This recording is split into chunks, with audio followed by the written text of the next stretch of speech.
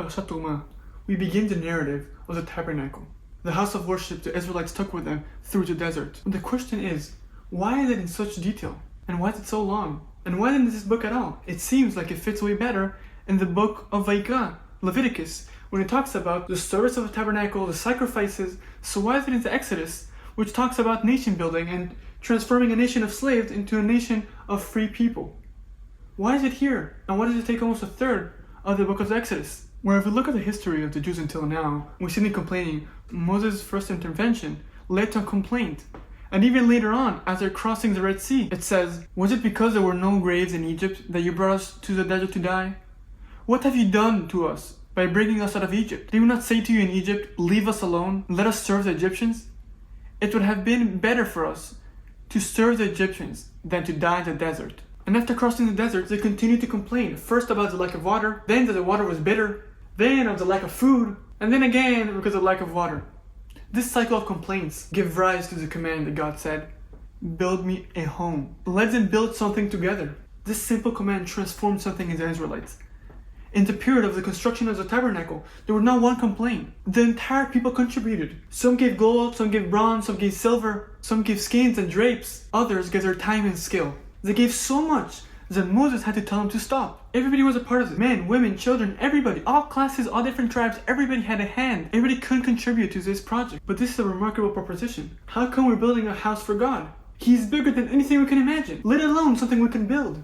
And this was clearly stated by Solomon when he created the first temple. He said, "But will God merely dwell on earth? The heavens, even the highest heaven, cannot contain you. How much less this house I built?" This echoes also in Isaiah speaking in the name of God. "Heaven is my throne, and earth is my footstool.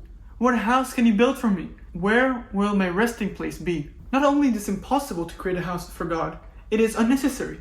God is everywhere. He can be accessed whenever and wherever, even in the deepest pit and the highest mountain, in a city slum or in a palace lined with marble and gold. God does not dwell in buildings. He dwells in builders. That's why he says, "Let them build me a sanctuary, that I may dwell in them."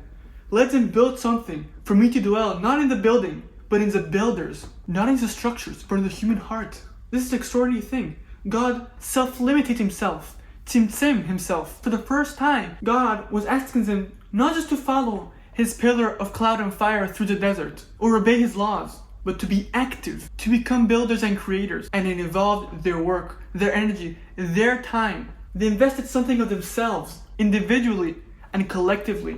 And this is a powerful idea. As Rabbi Yochanan says in the Talmud, wherever you find God's greatness, there you will find his humility.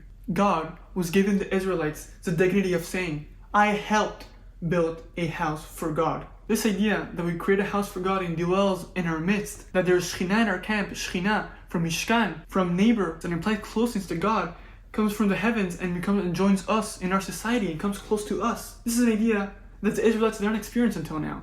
They had seen God bring the plagues on Egypt. They had seen him divide the Red Sea, send manna from the sky, and water from a rock. They had heard his commanding voice in Mount Sinai and found it almost unbearable. And they asked Moses to please God, let Moses do the speaking. God was an overwhelming presence. So God decided to be accessible, to be in each and every one of us and give us opportunity to build and be partners in his creation. And it is this transformation from recipients to creators that is precisely the central of the Jewish idea. As the sages say, call them not your children, but your builders. The central of the Jewish future is on the building, it's on creating. People have to be builders in order to grow from childhood to adulthood. We have to participate. We have to give something to the other, to society. And it's precisely the name of the parasha. Terumah doesn't mean to donate. Terumah comes from the root word ram, elevation, something lofty, something above. So it literally means to raise up. When we give, it is not just our contribution, but we who are raised up. We survive in what we're given, but we achieve dignity in what we give. And this is a life-changing idea. The best way to encounter God is to give. The very act of giving flows from and leads to understanding that what we give is part of what we were given. It is a way of giving thanks. It's an act of gratitude. It's the difference between the absence of God and the presence of God. If God is present, it means that what we have is his. He created the universe. He made us. He gave us life. He breathes into us the very breath we breathe. The world is his art gallery, and the masterpieces are everywhere. When life is given, you acknowledge by giving back, by creating something, by giving the world something they didn't have before. And it is by giving, Terumah, when we contribute to the world and make the world a better place. Shabbat Shalom.